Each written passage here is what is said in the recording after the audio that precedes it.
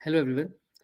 सो इस लेक्चर में हम जितना भी हमने प्रीवियस नीट के पेपर में क्वेश्चन सोल्व कर क्वेश्चन आया था हमारा जो टेस्ट का अवंती का बेसिकली जो नीट पेपर आया था उसके जो सोल्यूशन होंगे उसको डिस्कस करेंगे। अब आइए ट्राई करते हैं, जितने भी क्वेश्चन होंगे हम सब डिस्कस करेंगे। आइए। ओके।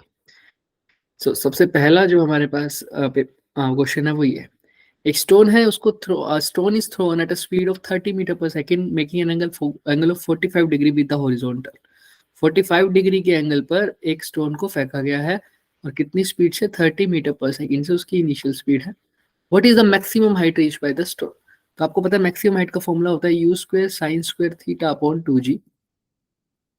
अब यू स्क्वायर का फॉर्मूला तो हो जाएगा 9, यू स्क्वायर को वैल्यू पुट करोगे 30 का स्क्वायर हो जाएगा बच्चों 90 900 सॉरी।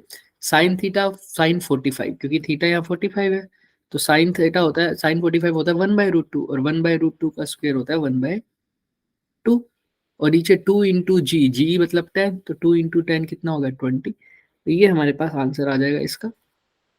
चाहो तो इसको कर सकते हो 45 और 45 का हाफ हो जाएगा 22.5 metre. This will be our answer. Okay.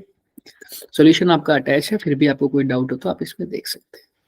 आइए सेकंड क्वेश्चन क्या कह रहा है। Object thrown at an angle 45 degree to the horizontal. तो अब 45 डिग्री पर ही डाला है पहले की तरह। ओके। तो आपको बताना क्या है what the maximum height and the horizontal range related as। तो आपको बेसिकली मैक्सिमम हाइट और हॉरिजॉन्टल रेंज के बीच में रिलेशन बताना है। दोनों के फॉर्मूले आपको पता है। मैक्सिमम हाइट का फॉर्मूला होता है u square sine square theta upon 2g। और सर रेंज का फॉर्मूला क्या होता है, रेंज का फॉर्मूला होता है u square sine 2 theta upon g. तो अगर h की वैल्यू हमारे पास है u square sine square theta. अब देखो एंगल दे रखे हैं मतलब सब कुछ सेम है ना। मतलब यू तो ऑब्वियस सी बात है सेम है क्योंकि उसी ऑब्जेक्ट उसी कंडीशन के बारे में बात की हुई है। तो आप दोनों इक्वेशन को आपस में डिवाइड कर दो h/r। देखो यू स्क्वायर से यू स्क्वायर कट जाएगा, जी से जी भी कट जाएगा। तो अब अगर ध्यान से देखोगे वैसे तो आपको यहाँ से भी रिलेशन पता चल जाएगा कि अलग अलग वैल्यू पुट करने पर डिवाइड करने से हमारा काम आसान हो जाता है।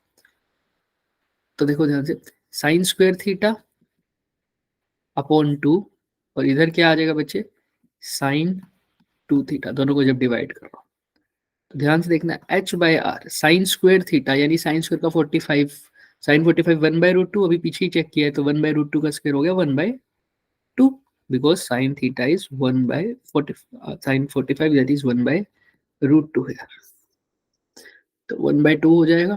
नीचे भी 2 है साइन 2 थीटा मतलब 2 45 को 2 से मल्टीप्लाई करेंगे साइन 90 साइन 90 होता है 1 तो that is h/r that implies h/r should be equal to 1/4 तो दैट इज r जो है हमारा 4h के इक्वल है।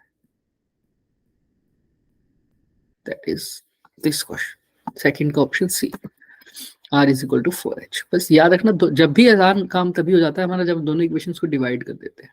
आप इसमें अलग वैल्यू पुट कर सकते थे, इसमें अलग वैल्यू पुट कर सकते थे, तब भी सोल्व करके तब भी आंसर आ जाता, बट डिवाइड करने से काम आसान हो जाता है। आइए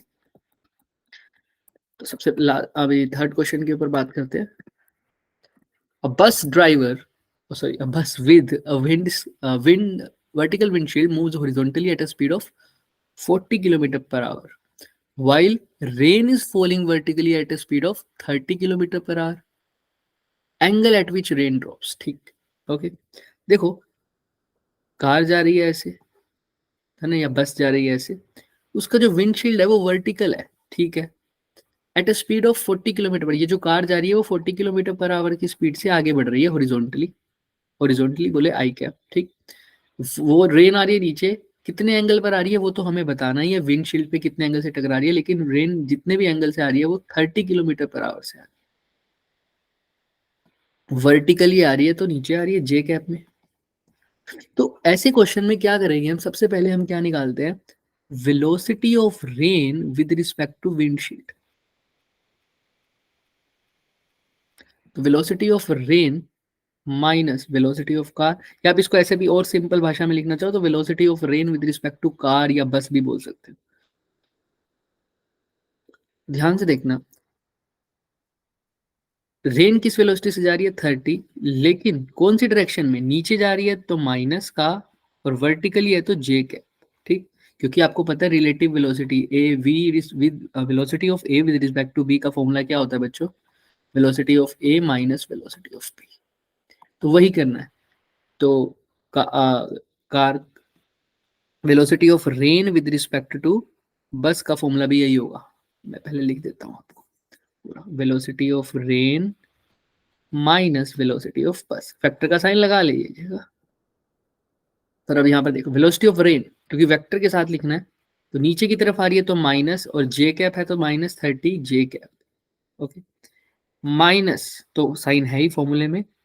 अब कार कहाँ चल रही है सर, आगे एक्स की डायरेक्शन में चल रही है, और कितना चल रही है 40 kilometre per our, right, 40 kilometre per our. तो ये रिलेटिव स्पीड हो गई रेन की विद रिस्पेक्ट टू बस। ध्यान से देखना, मैं इसको वेक्टोरियली डिवाइन भी करूंगा। रेन नीचे आ रही थी तो माइनस जे कैप, कार इधर चल रही थी लेकिन मैंने इसका तो इसके साथ है ही, यहाँ पे आई कैप लिखूंगा। ओके, क्योंकि कार तो आगे चल रही है पॉजिटिव आई में, तो मैं इसको ड्रॉ करता हूँ, लेकिन अब ये नेगेटिव साइन आ गया क्योंकि फॉर्मूले में भी नेगेटिव आता है रिलेटिव वेलोसिटी के, तो उसके कारण ये नेगेटिव आई लिखना पड़ेगा मुझे। तो मैं इसका वेक्टर दिखाऊंगा तभी आपको ज्यादा समझ में आएगा। देखो रेन का तो अब ऐसे दिखाना पड़ेगा, ठीक है, ये रिलेटिव वेलोसिटी है, अब ध्यान रखना, ये रेन की बात हो गई, रिलेटिव वेलोसिटी का फॉर्मूला। और अब कार को मैं ऐसे दिखाना पड़ेगा क्योंकि माइनस का आई हो गया, तो ये हो जाएगा 30, ये हो जाएगा 40। अच्छा, तो ये जो है ये जो नेट वेलोसिटी, ये क्या है, वेलोसिटी ऑफ रेन। अब ये, अब जो मेरी वर्टिकली का जो विंडशील्ड है मेरी वर्टिकल है, तो ये वर्टिकल के साथ कितना एंगल बनाएगा, वही मैंने देखना है, वो एंगल है थीटा। वो एंगल क्या है, ऑब्वियस सी बात है, ये वर्टिकल के साथ कितना एंगल बना रहा है थीटा, तो ये थीटा ही मेरे को निकालना है।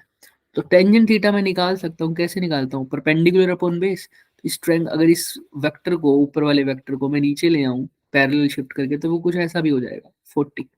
तो देखो इस पूरे ट्रायंगल में परपेंडिकुलर क्या है, ऑब्वियस सी बात है 40, और बेस क्या है 30, तो 4/3 इसका आंसर आ जाना चाहिए।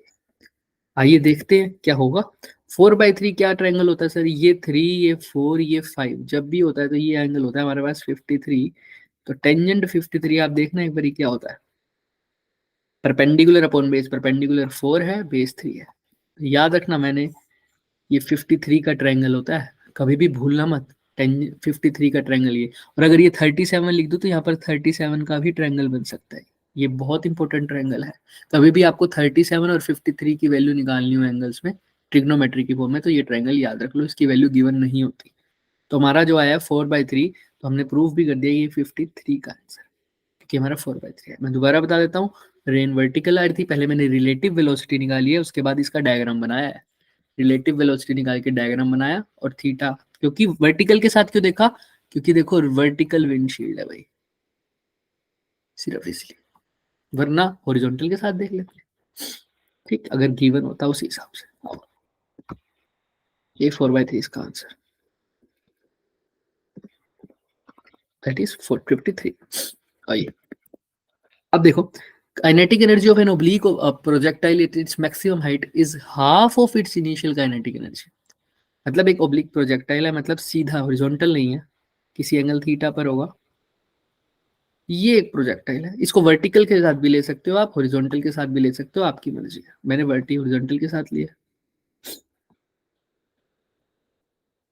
तो तो कह रहे हैं जब इसका जो पार्टिकल को ऐसे फेंका तो ये कुछ ऐसा पाथ फॉलो कर रहा होगा भाई, ऑब्वियस सी बात है। हाँ, तो कह रहा है जो इसकी मैक्सिमम हाइट पे काइनेटिक एनर्जी थी और जो इनिशियल काइनेटिक एनर्जी है वो 1/2 की रेशियो में, मतलब सर जो मान लो मैक्सिमम का इनिशियल काइनेटिक एनर्जी उसकी थी u वेलोसिटी से, तो काइनेटिक एनर्जी हो गई इनिशियली हाफ mu²। ठीक, मैं लिखता हूं इसमें, इसने कहा है जो इनिशियल काइनेटिक एनर्जी है ना, वो डबल है, या ऐसे बोल दो जो मैक्सिमम हाइट पर काइनेटिक एनर्जी है एट मैक्सिमम हाइट, वो हाफ है किसके, काइनेटिक एनर्जी जो कहाँ है, इनिशियल है सर। अब ध्यान से देखो, तो आपको पता है मैक्सिमम हाइट पे या इनिशियल, तो आप आराम से लिख दोगे हाफ mu², राइट। अब मैक्सिमम हाइट पे जो काइनेटिक एनर्जी होती है उसमें फॉर्मूला तो यही लगेगा, लेकिन u की जगह आ जाएगा ux का स्क्वायर सिर्फ। क्यों सर, काइनेटिक एनर्जी तो कभी भी डायरेक्शन पे डिपेंड नहीं करती, हाँ, बट आप देखो जब ये मैक्सिमम हाइट पे पहुंचा तो इसके पास सिर्फ एक ही वेलोसिटी का कंपोनेंट था, वो क्या था, इनिशियल वेलोसिटी, क्योंकि मैक्सिमम हाइट पर वर्टिकल वेलोसिटी जीरो हो जाती है बच्चों। मैक्सिमम हाइट पर वर्टिकल वेलोसिटी जीरो हो जाती है तो सिर्फ इनिशियल है। तो यहाँ पर अगर देखो तो half M U X square formula बनेगा। अब ध्यान से देखना, हाफ एम से हाफ एम कट गया, लेकिन अब ध्यान से एक थोड़ा सा अभी से कर लो ताकि बाद में कंफ्यूजन ना हो। ये तो है सर क्या, kinetic energy at maximum height, ये है काइनेटिक एनर्जी इनिशियल। तो इसका क्या है, जो मैक्सिमम हाइट पे काइनेटिक एनर्जी है वो इनिशियल काइनेटिक एनर्जी का हाफ है ना, तो इसको हाफ से मल्टीप्लाई भी तो करूंगा ना, हाफ है सर। अब काटो, हाफ एम से हाफ एम काट दिया तो देखो यू एक्स स्क्वायर किसका है बच्चे, is equal to U square by two के इक्वल है। अब यू एक्स क्या है सर, यू एक्स कुछ भी नहीं है सर, यू एक्स जो इनिशियल जो वेलोसिटी का हॉरिजॉन्टल कंपोनेंट है यू एक्स, और वो किसके इक्वल होता है, यू कोस थीटा, जैसे कि वर्टिकल कंपोनेंट यू वाई होता है वो यू साइन थीटा के इक्वल होता है। तो यू एक्स मतलब, या यू एक्स की पहले वैल्यू निकाल दो, u by root two, that implies sir u x है क्या, यू कोस थीटा किसके इक्वल हो गया, यू बाई रूट टू। तो यू से यू कट गया तो कोस थीटा किसके इक्वल हो गया sir, one by root two. और cos theta one by root two तभी होता है जब थीटा कितना हो 45 डिग्री। तो आंसर आ जाना चाहिए 35 डिग्री, सिंपल। मैंने कुछ नहीं किया, बस ये रिलेशन का यूज किया। आओ चेक भी कर लेते हैं, थीटा 45 डिग्री। इन्होंने देखो वर्टिकल के साथ ले रखे, आप हमने हॉरिजॉन्टल के साथ लिया, आंसर सही आएगा, समझ के करेंगे तो ठीक। आइए, तो एक सर्कुलर मोशन है जो यूनिफॉर्म है, the quantity which is variable is, इन चारों में से कौन सी क्वांटिटी वेरिएबल होती है यूनिफॉर्म सर्कुलर मोशन में, speed, kinetic energy, momentum, all of this. देखो सर्कुलर मोशन अगर यूनिफॉर्म सर्कुलर मोशन है तो उसकी जो स्पीड है वो सेम रहेगी, उसका एक्सेलेरेशन, अब ध्यान से देखना, स्पीड लिख रखा है, मैग्नीट्यूड सेम रहता है ना वेलोसिटी का, उसकी डायरेक्शन चेंज हो जाती है। तो अगर वेलोसिटी लिखा होता तो वो चेंज नहीं होती, वो चेंज होती कि वेलोसिटी चेंज होगी। क्यों, क्योंकि सर वेलोसिटी किस पे डिपेंड करती है, डायरेक्शन पे, और सर्कुलर मोशन में डायरेक्शन चेंज होती रहती है सर हर पॉइंट पे। लेकिन स्पीड तो मैग्नीट्यूड होता है सिर्फ वेलोसिटी का, तो वो तो चेंज नहीं होगा, मतलब वो है ना, तो वो तो सेम रहने वाला है, तो स्पीड तो सेम रहेगी सर। अगर स्पीड सेम रहती है तो काइनेटिक एनर्जी स्पीड पे डिपेंड करती है, तो वो भी सेम रहने वाली है। मोमेंटम एक वेक्टर क्वांटिटी है जो वेलोसिटी पे डिपेंड करती है, और आपने बोला है वेलोसिटी चेंज होगी ना, तो मोमेंटम भी चेंज होगा। तो ये चीज इसमें जो है वो सेम नहीं रहेगी, जो सेम नहीं रहेगी तो वो चीज क्या होगी बच्चे, वेरिएबल होगी। तो मोमेंटम क्योंकि वेक्टर क्वांटिटी है और वेलोसिटी पे डिपेंड कर रही है ना, इसीलिए तो मोमेंटम चेंज होगा, बाकी सब सेम रहेगा। तो वेरिएबल जो चेंज हो वो मोमेंटम है। आइए सिक्स्थ पे आ जाते हैं। दो प्रोजेक्टाइल है A and B of mass same same mass are thrown with same velocity with angle of projection 60 degree and 30 degree respectively with the horizontal, their ranges are related। भाई दो projectile को डाला, एक ए प्रोजेक्टाइल को डाला 60 degree पर, B projectile को डाला 30 डिग्री पर, ओके, विद द हॉरिजॉन्टल। तो दोनों की वेलोसिटी सेम है, इसको भी यू वेलोसिटी से डाला, इसको भी यू वेलोसिटी से डाला। तो बताओ रेंज कैसे रिलेटेड है, मैंने बोला था ना ऐसी चीजों में आप क्या करो, डिवाइड करो। आओ देखते हैं, रेंज पहले की लिखते हैं तो क्या लिखोगे, U square sine two theta, two theta बोले तो कितना हो गया, 2 × 60 120 अपॉन जी, ठीक। ऐसे ही R2 क्या हो जाएगा, U square sine two theta, two theta यहाँ पे क्या होगा, 2 × 30 60। यहाँ क्या फॉर्मूला यूज कर रहा हूँ मैं बच्चों, U square sine two theta upon G, theta की जगह वैल्यू पुट कर दो बस। अब दोनों को बस क्या कर दो, डिवाइड कर दो। तो R1/R2, जो आप RA/RB भी लिख सकते हैं, ठीक है, RA/RB भी लिख दो चाहे, क्योंकि ये R1 वाला है, ये 2 वाला। यू स्क्वेयर से यू स्क्वेयर कट गया, जी से जी कट गया, तो साइन 120/साइन 60। आपको पता है साइन 120 वही होता है जो साइन 60 होता है, क्योंकि साइन 120 को आप क्या लिख सकते हो, साइन 180 - 60। और साइन ये कौन से, ये हमारे पास देखो साइन पॉजिटिव आएगा अगर क्वाड्रेंट आप रूल लगाओगे तो साइन 60 के ही इक्वल होता है, ठीक है। तो साइन 60 के इक्वल लिख सकते हो आप इसको, तो दोनों साइन 60 हो गए, साइन 60/साइन 60 कट गया सर। तो RA/RB किसके इक्वल आ गया, 1, यानी ये 1 तभी आ सकता है जब RA किसके इक्वल हो, RB के। तभी तो आंसर 1 आएगा। तो बी ऑप्शन। जिसको ये क्वाड्रेंट वाली चीज नहीं आई समझ, ध्यान रखना, sine 180 minus theta sine theta के ही इक्वल होता है। तो अगर मैं साइन 180 माइनस 60 कर रहा हूं तभी तो साइन 120 आएगा, तो वो साइन 60 के इक्वल है। ठीक, क्वाड्रेंट वाला भी पढ़ लेना अच्छे से, फिर भी कोई डाउट हो तो पूछ लेना क्वेश्चन, लेकिन ये ऐसा ही सुन। चलो 7th पे आ जाओ। The range of the projectile particle projected at an angle 15 degree with the horizontal is 1.5 kilometer. Okay. The range when the projected with the same velocity at an angle 45 degree with the horizontal. पहले case में उसने projection की बात करी थी, है ना। अब वो क्या कह रहा है, पार्टिकल जो है वो प्रोजेक्ट कराया हुआ है 15 डिग्री पर, थोड़ा सा कम बनाए ना, 15 है, 15 डिग्री पर उसको प्रोजेक्ट किया गया हॉरिजॉन्टल के साथ। तो उसकी जो रेंज आई है इस केस में कितनी आई है, 1.5 किलोमीटर। अगर उसको सेम पार्टिकल को सेम वेलोसिटी से लेकिन कितने एंगल पर प्रोजेक्ट किया जाए, 45 डिग्री पर, तो R2 की वैल्यू कितनी होगी। अगर वेलोसिटी दोनों की सेम है, u है, आओ सेम वही तरीका बिल्कुल, पहले रेंज फॉर्मूला लिखो, डिवाइड कर दो। R1 का फॉर्मूला क्या होता है, u square sine 2 theta, 2 theta क्या है, मैं फॉर्मूला लिख देता हूं आपके लिए, u square sine 2 theta by G, 2 theta, 2 into theta मतलब 15, 2 इंटू 15 30 हो गया बच्चों, अपॉन जी।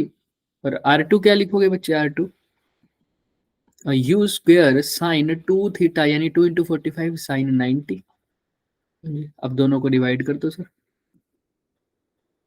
R1 की तो वैल्यू भी पता है आपको, R1 की जितना वैल्यू पुट कर दो 1.5, तो 1.5 kilometre upon R2 is equal to U square से यू स्क्वेयर कट गया, जी से जी कट गया, तो ऊपर आएगा साइन 30, नीचे आएगा साइन 90। साइन 90 होता है 1, तो 1.5 by R2 is equal to sine 30 होता है 1/2, और साइन 90 लिखने की जरूरत नहीं है क्योंकि वो 1 होता है। तो क्रॉस मल्टीप्लाई करोगे तो R2 किसके इक्वल आ जाएगा, 1.5 multiply by 2 which is equal to 3, तो 3 किलोमीटर इसका क्या आ जाएगा। सिंपल वही तरीका, दोनों का फॉर्मूला लिखो और डिवाइड करो, क्योंकि ऐसे ऐसे क्वेश्चन हमने पहले भी अभी करे हैं बिल्कुल, तो इसलिए थोड़ा सा फास्ट करो, स्पीड बढ़ानी पड़ेगी ना, क्योंकि वो नीट में तो स्पेसिफिकली स्पीड की ही बात करता है, नीट में वो चेक ही यही करता है कि बच्चे कितनी जल्दी स्पीड से कैलकुलेशन कर सकता है। 3 किलोमीटर। ओके चलिए आंसर आ गया हमारा, ठीक है। चलिए वापिस आ गए क्या, आओ। हाँ, तो एक बॉडी जो है प्रोजेक्ट किया गया horizontally from the top of the tower with an initial velocity 20 metre per second. Top of the tower से हॉरिजॉन्टली प्रोजेक्ट किया गया है, कैसे गया हुआ है, हॉरिजॉन्टली प्रोजेक्ट किया है सर, गया तो ऐसे होगा ना sir, yes sir 20 metre per second से, लेकिन ये हॉरिजॉन्टल है तो इनिशियल सिर्फ एक्स में है, वाई में कोई वेलोसिटी नहीं है, मतलब इनिशियल सिर्फ हॉरिजॉन्टल है, वर्टिकल कोई नहीं है क्योंकि उसने हॉरिजॉन्टली फेंका।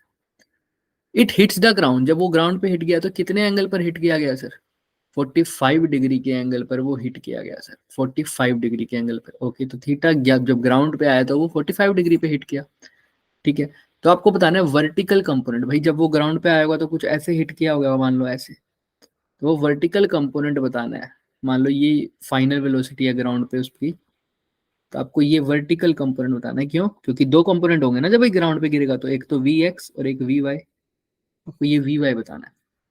कैसे बताओगे, ऑब्वियस सी बात है, जब ऐसे गिरेगा तो सर, जब भी हम एंगल की फॉर्म में बात करते हैं, हम बहुत बार कर चुके हैं, टेंजेंट थीटा लिखते हैं, टेंजेंट थीटा यहाँ पर क्या आएगा बच्चे, परपेंडिकुलर यानी V Y upon base V X, और टेंजेंट थीटा है क्या यहाँ पर 45, तो टेंजेंट 45 लिखना पड़ेगा शायद, है ना, क्योंकि एंगल 45 है, तो V Y by V X. अब ध्यान से देखो टेंजेंट 45 कितना होता है 1, तो V Y by V X किसके इक्वल होगा सर, 1 के। अब एक बात बताओ, वी वाई तो निकालना है, वी एक्स किसके इक्वल है, आपको पता है पूरे प्रोजेक्टाइल में initial sorry horizontal velocity never changes, है ना, horizontal velocity do not change या डज नॉट चेंज ना, पूरे मोशन में हॉरिजॉन्टल वेलोसिटी सेम रहती है, तो जो हॉरिजॉन्टल वेलोसिटी इनिशियली थी वही फाइनल होगी, तो V X would be equal to U X, तो वो कितना है 20, तो यहाँ पर भी वी एक्स की जगह लिख दो 20 और V Y by V X है 1 के इक्वल, तो दैट इम्प्लाइज वी वाई भी वी वाई किसके इक्वल आ जाएगा 20 मीटर पर सेकेंड, तो सेम आएगा। ठीक है, ध्यान देखना, बस सिंपल टेंजेंट थीटा का फॉर्मूला लगाया, जब पार्टिकल गिरेगा तो कुछ ऐसे गिरेगा, यही मैंने आपको बताया है। ठीक, 45 डिग्री पर सिर्फ टेंजेंट थीटा का फॉर्मूला लगाना और कुछ नहीं करना। तो देखो 20 मीटर पर सेकेंड इसका आंसर। अब आ जाओ इधर, एक बॉडी टाई किया गया है sir with a string and is given a circular motion with a velocity v and radius r, the magnitude of the centripetal acceleration. आपको सिंपल पता है सेंट्रीपिटल एक्सेलरेशन का फॉर्मूला क्या होता है, v स्क्वायर बाय r, तो simple फॉर्मूले के ऊपर है, बट आप भूल जाएं तो याद रखना सेंट्रीपिटल फोर्स होती है mv स्क्वायर बाय r, और न्यूटन के लॉ से फोर्स किसके इक्वल होता है, मास इनटू एक्सेलरेशन, तो ये लिख दो mv स्क्वायर बटा r, m से m गया तो एक्सेलरेशन किसके इक्वल आ रही है v स्क्वायर बाय r।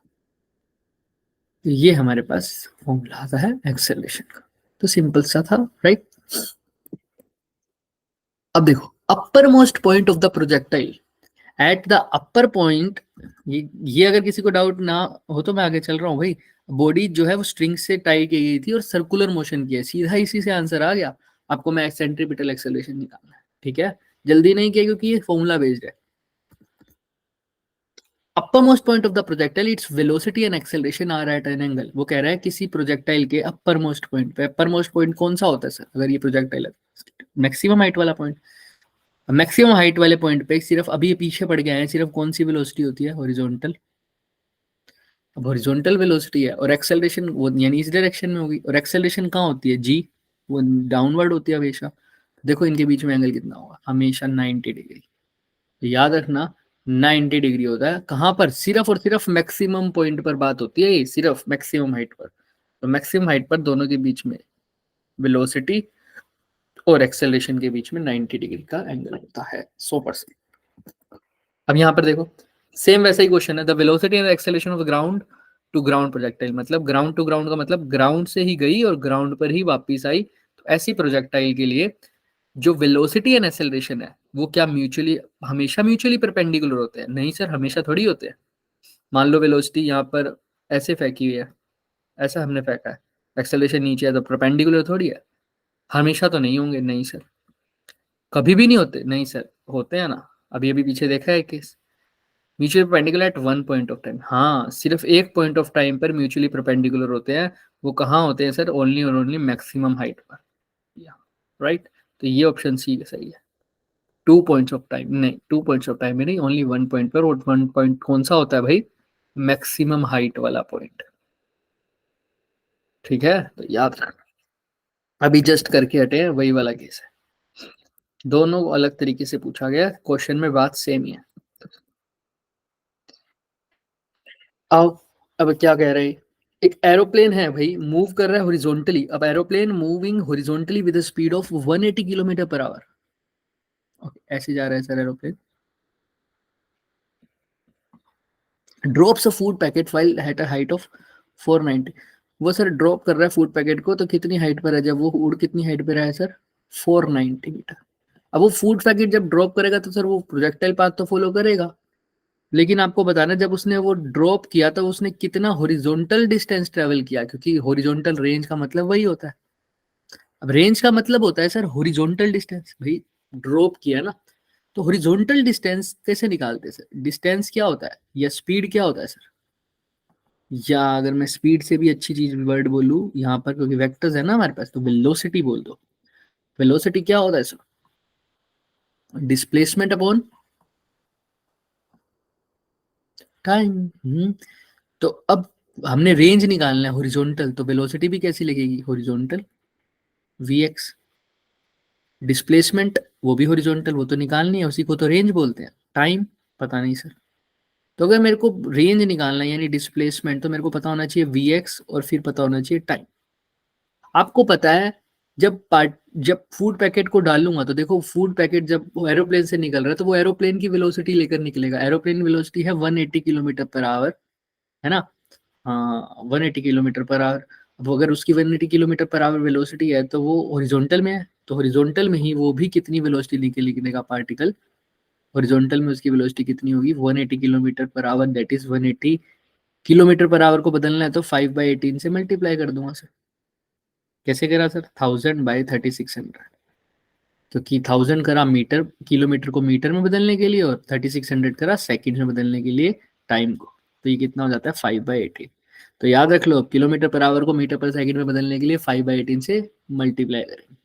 तो ये कटे जाएगा तो 10 पे कटेगा, 10 5 होता है 50, तो यूएक्स की वैल्यू हो गई 50। तो जो फूड पैकेट है वो इनिशियली कितनी वेलोसिटी निकलेगा 50 kilometre per our, 50 metre per second sorry, और वो भी कैसे हॉरिजॉन्टली। और अगर ये वेलोसिटी हॉरिजॉन्टल है तो वो अभी पढ़ के आए हैं सर, हॉरिजॉन्टल वेलोसिटी कभी भी चेंज नहीं होती। तो यहाँ पर भी और हमें हॉरिजॉन्टली चाहिए, तो वो भी कितनी होगी बच्चे 50। अब अगर टाइम पता लग जाए तो मेरे पास डिस्प्लेसमेंट आ जाएगी। और टाइम निकालते हैं। टाइम तो चाहे आप हॉरिजॉन्टल डिस्टेंस कवर करने में निकाल लो, चाहे वर्टिकल डिस्टेंस कवर करने में निकाल दो, क्योंकि वो पूरा प्रोजेक्टाइल तो चाहे वर्टिकल खत्म होगा और हॉरिजॉन्टल खत्म होगा तभी प्रोजेक्टाइल लैंड होगा, है ना। तो चाहे आप वर्टिकल डायरेक्शन के डिस्प्लेसमेंट को यूज करके टाइम निकालो, चाहे हॉरिजॉन्टल डिस्प्लेसमेंट की टाइम डिस्टेंस को यूज करके टाइम निकालो, बात सेम है। तो हम वर्टिकल का डिस्टेंस दे रखे हैं आपको कितना 490, तो मैं यहाँ लिखा जाता हूँ। तो आप देखो, आप एस का फॉर्मूला लगा दो, एस वाई का, U Y T plus half G T square. अब देखो एस वाई तो आपको पता है 490। अब इनिशियल वेलोसिटी वर्टिकल में तो जीरो है, और हाफ जी की जगह क्या लिखोगे 9.8 और टी का स्क्वायर। तो टाइम आ जाएगा यहाँ से, इसको मल्टीप्लाई करोगे तो ये कितना आ जाएगा 980 is equal to 98/10 into T का स्क्वायर। तो ये हो जाएगा 10 पे चला जाएगा ना, 10 10 100 इज इक्वल टू टी का स्क्वायर। तो टी कितना हो जाएगा बच्चों 10। अब टी अगर 10 हो गया तो यहाँ पर वैल्यू पुट कर दो। तो 50 इंटू 10 डिस्प्लेसमेंट कितनी आ गई बच्चे 500। 500 डिस्प्लेसमेंट होगी यानी 500 मीटर, तो आंसर आ जाएगा सी। ठीक है, तो ध्यान रखना है, कुछ नहीं है इस क्वेश्चन में 500 मीटर। आपने क्या करना है सर, आपको चाहिए थी डिस्प्लेसमेंट हॉरिजॉन्टल में, तो उसके लिए मैंने क्या किया, हॉरिजॉन्टल से वेलोसिटी मल्टीप्लाई बाय टाइम का फॉर्मूला लगाया, लेकिन वेलोसिटी होनी चाहिए हॉरिजॉन्टल में। वो तो इनिशियल भी हॉरिजॉन्टल में थी, तो हॉरिजॉन्टल वेलोसिटी तो कभी चेंज होती ही नहीं ना सर, तो वो तो वही रहेगी, तो 50 ही रहेगी सर। टाइम मेरे को निकालना था, तो टाइम मैंने वर्टिकल इक्वेशन का यूज किया है, वर्टिकल वाली। तो टाइम आ गया 10, तो यहाँ से मेरे पास रेंज आ गई वी एक्स इंटू टी, जो अभी पीछे निकाला है सेम लिख रहा हूँ ताकि तुम्हें दोबारा पता लग जाए। वी एक्स की वैल्यू थी 50, टाइम की आई 10, तो आर कितना आ गया 500 मीटर। ये हमने मीटर में बदल दिया था ना, किलोमीटर पर आवर को मीटर पर सेकेंड में। चलिए 13 को देखते हैं। AR and AT represent the radial and tangential acceleration. The motion of the particle is circular. Will if वो कह रहा है अगर AR है रेडियल एक्सेलरेशन, जो कि आप v²/r लिखते हो वही, और एक टेंजेंशियल एक्सेलरेशन होता है जो टेंजेंशियल वेलोसिटी की वजह से होता है, राइट। अब मोशन ऑफ द पार्टिकल में भी सर्कुलर इफ। अब याद रख लो इस बात को हमेशा, अगर सर्कल में घूम रहा है तो रेडियल एक्सेलरेशन तो होगा ही होगा, उसकी तो कोई कंडीशन हो ही नहीं सकती कि वो कभी जीरो हो जाए। सर्कुलर मोशन तभी होगा जब रेडियल एक्सेलरेशन होगा। तो वो कह रहा है अगर पार्टिकल में भी सर्कुलर इफ, अगर पार्टिकल सर्कुलर में जा भी सकता है तो रेडियल एक्सेलरेशन तो होना ही चाहिए। ये कह रहा है जीरो है, वो तो पॉसिबल ही नहीं है, तो सर्कुलर हो ही नहीं सकता। यहाँ पर भी जीरो कह रहा है, नहीं हो सकता। रेडियल एक्सेलरेशन का नॉन जीरो होना बहुत जरूरी है, तभी पार्टिकल सर्कुलर मोशन में जाएगा। तो इसीलिए ऑप्शन नंबर सी आएगा इसका, ठीक।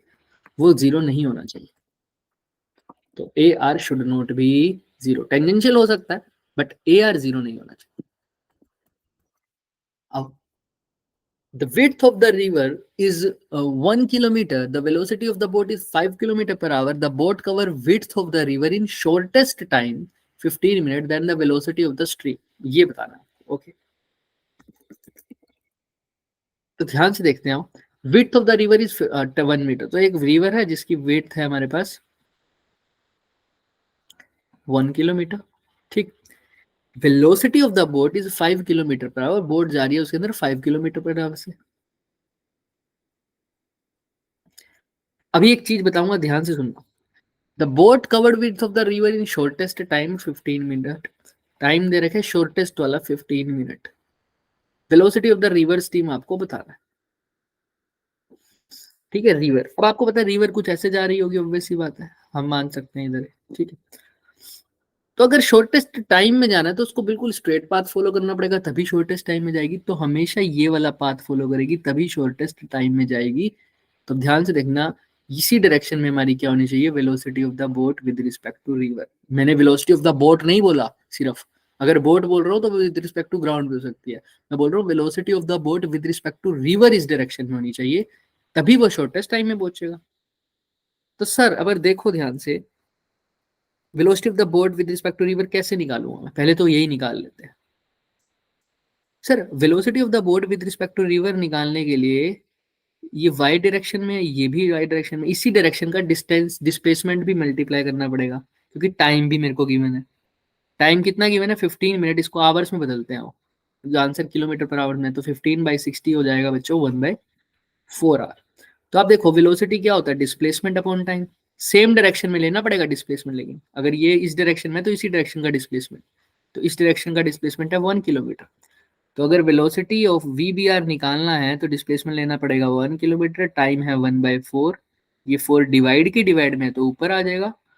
तो वी बी आर कितना आ जाएगा बच्चे, 4 किलोमीटर पर आवर। ये है velocity of the boat with respect to river. Velocity of the जो नेट बोट है वो ये हो जाएगी सर। अगर ये भी तुम्हें लगता है समझ नहीं आ रहा तो ऐसे भी कर सकते हो। अब सिंपल आप एक फॉर्मूला लगा दो, वी बी आर क्या होगा, velocity of the boat minus velocity of the river. Simple यही होगा ना, velocity of the boat minus velocity of the river, ऐसे भी लगा सकते हो। लेकिन river with respect to ground लिखना पड़ेगा आपको, याद रखना। और ये भी boat with respect to ground लिखना पड़ेगा, लेकिन ये वेक्टर सम लिखना है। कैसा सर, वेक्टर सम लिखना है। तो अब ध्यान से देखो, boat with respect to river कहाँ है सर, इस डायरेक्शन में। कितनी है सर, कितनी है, 4। और ये क्या, अभी मैं डायरेक्शन नहीं लिख रहा, और ये कैसे लिख रहा हूँ अब, अगर इसको तुम जे कैप मानते हो तो जे कैप लिख सकते हो, ऐसी कुछ बड़ी बात नहीं है। Boat with respect to ground कहाँ होगी सर, वो दे रखी है विद 5 किलोमीटर पर आवर। अगर आप इसमें वेक्टर सम लगाना चाहते हो तो उसके लिए भी और तरीका है। अगर आपको लगता है ये वेक्टर लिए इतना वो नहीं होगा सर, ये मुश्किल सा लग रहा है, तो आप सिंपल ये भी कर सकते हो भाई, ये बी आर है, हमारी जो बोट की डायरेक्शन होगी वो ये होगी, और ये रिवर की डायरेक्शन है। तो रिवर की डायरेक्शन निकालने के लिए आप ध्यान से देखना, velocity of the boat, simple लिख देता हूँ इसको।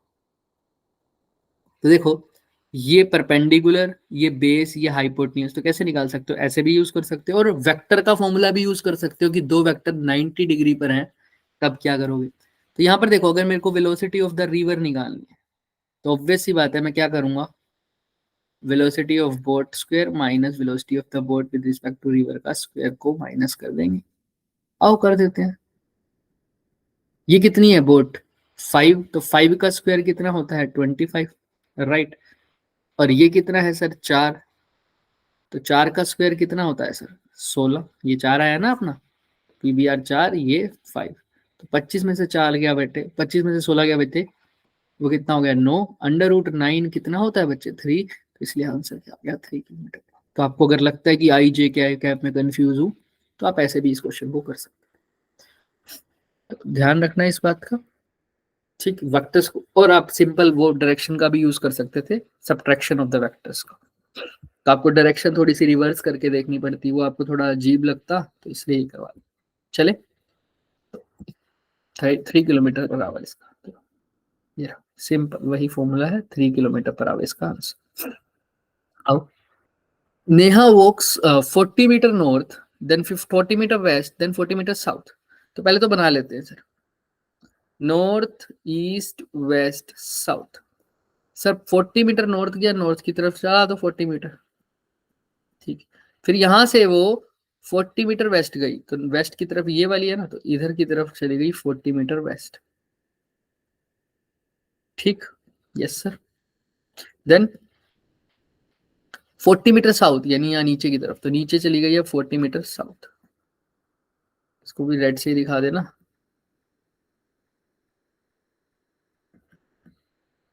तो यहां से वो स्टार्ट हुई थी ओ पॉइंट से। तो डिस्प्लेसमेंट बतानी है फ्रॉम स्टार्टिंग पॉइंट। आपको पता है डिस्प्लेसमेंट क्या होता है, फाइनल से इनिशियल या इनिशियल से फाइनल की दूरी। फाइनल और इनिशियल की दूरी सिंपल ये, तो इनिशियल ये रहा, फाइनल ये रहा, तो कितनी दूरी है सर इनके बीच में, इनिशियल से फाइनल, ये है सर सिंपल। तो इसका आंसर क्या आ जाएगा सर, सिंपल देख लो आप। ये कितना है सर 40 है, और कौन सी तरफ है सर, इनिशियल से फाइनल, तो सिंपल, ये तो वेस्ट की तरफ आ रहा है ना सर, देखो तो 40 मीटर वेस्ट इसका आंसर आ जाएगा, सिंपल। क्लियर है, किसी को कोई डाउट होना नहीं चाहिए इसमें, फिर भी है तो आप पूछ सकते हैं, सिंपल इसका आंसर, कुछ भी डाउट नहीं रहना चाहिए। चलिए आज के लिए इतना ही करेंगे, 15 क्वेश्चन थे हमारे, उसके बाद के क्वेश्चन हम नेक्स्ट क्लास में देखेंगे। Thank you. अगर जो भी हमारा जो पेपर आएगा उसको हम नेक्स्ट में देखते हैं।